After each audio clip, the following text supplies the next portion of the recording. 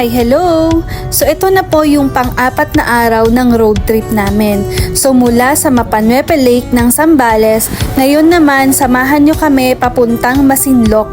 Dito pa rin yan sa Zambales. Dati, nababasa ko lang yung Zambales sa libro. Pero ngayon, narating ko na. Sobrang ganda ng lugar, as in mabubusog talaga yung mata mo sa biyahe pa lang. So napa-stop over nga pala kami dito para bumili ng merienda at the same time magpagas na din. 150 sir. Thank you. Nagpapagas ka? 3.5. So since first time po namin dito sa Zambales, hindi namin in-expect yung sobrang ganda ng daanan. Tapos bukod doon, hindi pa masyado yung traffic kaya ang bilis ng biyahe namin.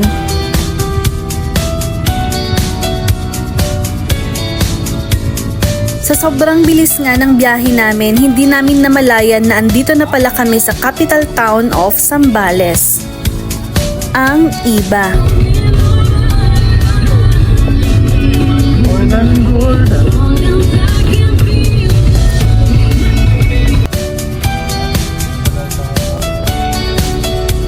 Hello guys! So ito po, papunta po kami ngayon ng Masinloc. And yan na po yung mga kasama ko, Borlogs na. Ito naman yung asawa ko, driver namin ngayon. Papunta po mamaya. Ito yung isa din, nagpapahinga lang. Tapos yun, hindi pa tulog. Super fit. Pinatay yung kapal. Pinatay yung music niya. So yun, konting tiis na lang, mga nasa 20 minutes na lang and andun na po kami sa Masinloc.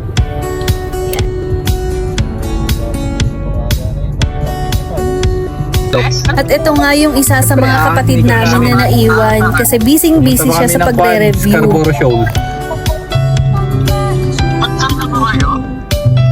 Masinloc pa lang. Saan si Peps? Nakaturog. Nag-i-break lang kami. So nagbanyo lang po yung kasama namin. Pati siya. Ipupoy na siya. Isama ka namin sa video namin. Sunod ka na boyet. So finally, andito na po kami sa Masinloc. So yung napanood kasi namin sa vlog, ang sabi, kailangan daw po nang dumaan dito sa munisipyo para dito mag-register.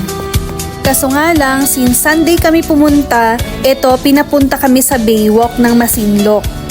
Kasi weekdays lang daw pwedeng mag-register sa munisipyo nila. Kaya pinapunta kami dito sa tourism office nila para dito mag-register. So dito nga pala nagre-register kapag weekends. Para sa mga gustong pumunta sa Coto Mines.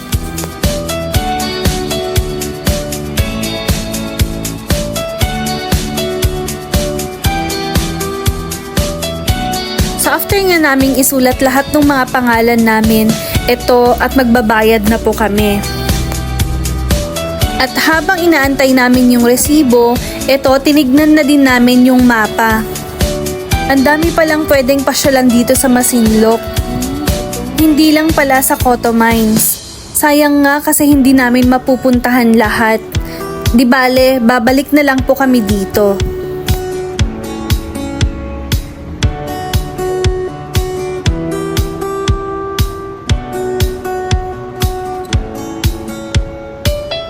So eto nga pala yung mga rates nila. So meron po silang environmental fee na 60 pesos plus kung magde-day tour kayo 70 pesos.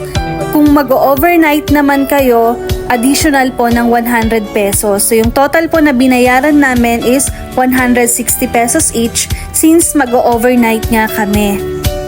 Kailangan nyo nga palang itago yung mga papel na binigay sa inyo kasi meron po tayong madadaanan na ilang checkpoints at i-check yung mga papel nyo.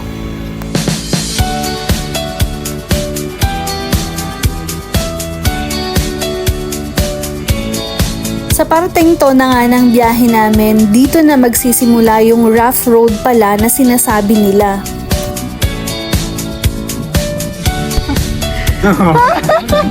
Ano na yung video mo? Gabi na yung tawag natin. Sayang yun ah. Ngayon na pupunta kita bambala. Parang puto sa ako. At ito na nga, dahil nga maalog yung loob ng sasakyan, nauntog pa yung kasama namin.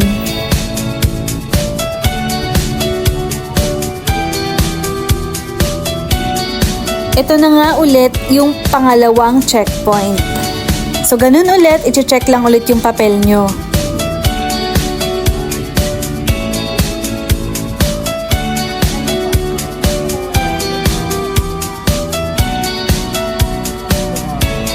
So tara, ituloy ulit natin yung biyahe. After nga ng mahaba-habang biyahe, andito na ulit kami sa third checkpoint. Yung last checkpoint namin. Yun na po, meron pa po. Pinakasal na po. Kids, ano? Kids pool. Opo. Thank you po. Sa parteng to na nga ng biyahe namin, na-excite na kami. Kasi nga, 6 minutes na lang, andun na kami sa site. So finally, after po ng mahaba-habang biyahe na wala kaming nakikita kundi puro puno, ito naman, nakaabot na kami sa village nila.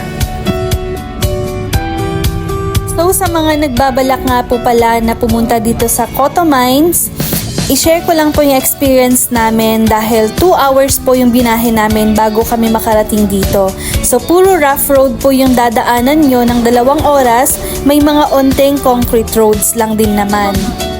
So expect nyo na po na nakakapagod yung biyahe dahil maalog-alog din po yung sasakyan.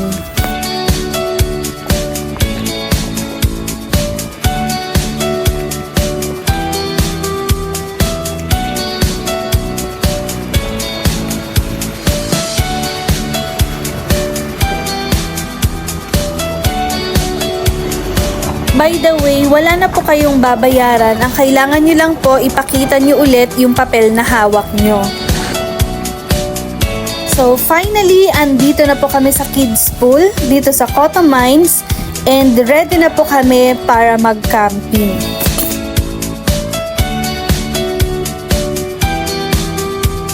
So, dito nga kami nakapag-decide na mag-set up ng camping tents namin at dito na din po kasi kami mag-o-overnight. So bukas, samahan niyo po kaming i-discover yung malaparaisong lugar na to. Siya nga po pala, baka pwede po akong humingi ng pabor sa inyo. Please like, comment, and share na din po yung videos natin. Pa-follow na din po sana. Thank you so much. Bye-bye!